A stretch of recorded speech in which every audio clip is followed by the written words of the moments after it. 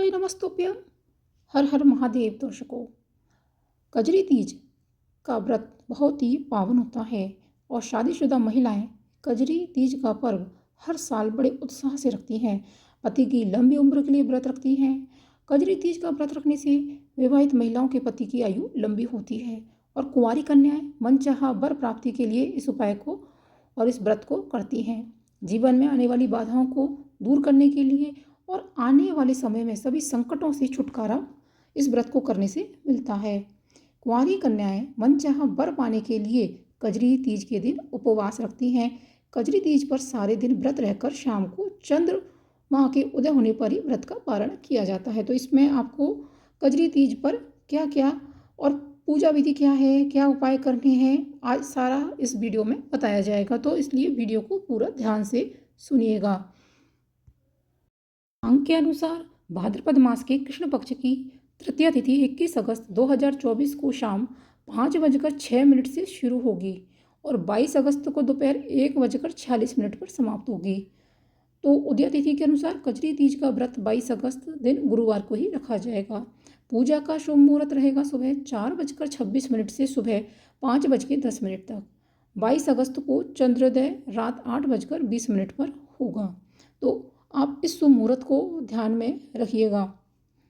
अब कजरी तीज की पूजा कैसे करते हैं, तो इसके लिए तो आपको सबसे पहले कजरी तीज के दिन सुबह ब्रह्म मुहूर्त में स्नान करना है और साफ वस्त्र धारण कर लेने हैं। पूजा की सामग्रियां सबको इकट्ठा कर लेना है और व्रत का आपको संकल्प लेना है। लेकिन सभी महिलाएं व्रत के एक दिन पहले अपना मेहंदी आलता जरूर अपने हाथों में और पैरों में लगाएं। उसके बाद में आपको व्रत का संकल्प ले लेना है और आप पहले एक आपको चौकी बिछा लेनी है, उस पर लाल या पीले रंग का कपड़ा रख लेना है।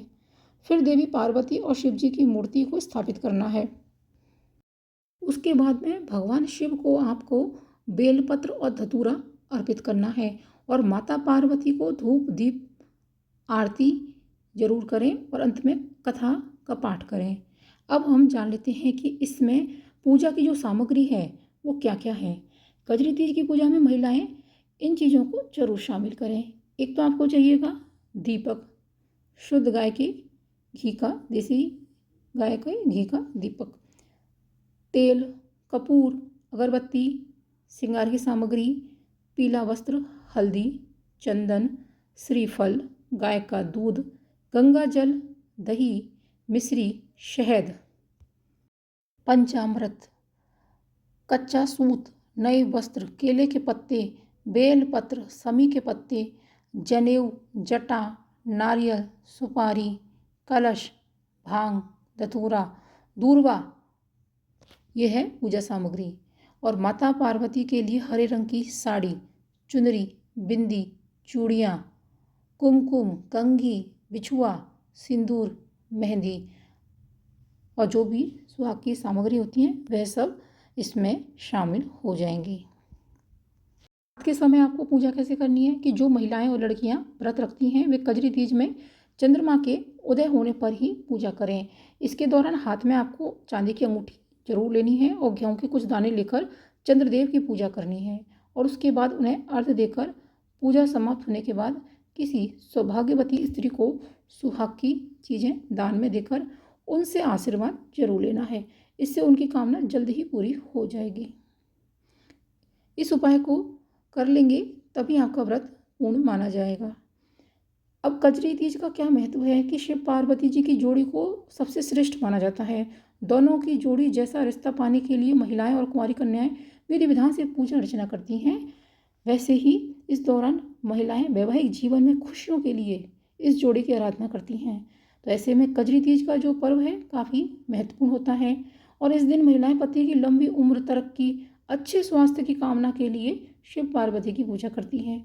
महादेव की पूजा करने से मन चाहा वर और जीवन में खुशियों का आशीर्वाद प्राप्त होता है। अब जान लेते हैं कि इस दिन ऐसा कौन सा एक उपाय करें कि आपका व्रत पूर्ण हो जाए और आपको इसका पूरा की पूरा फल मिले।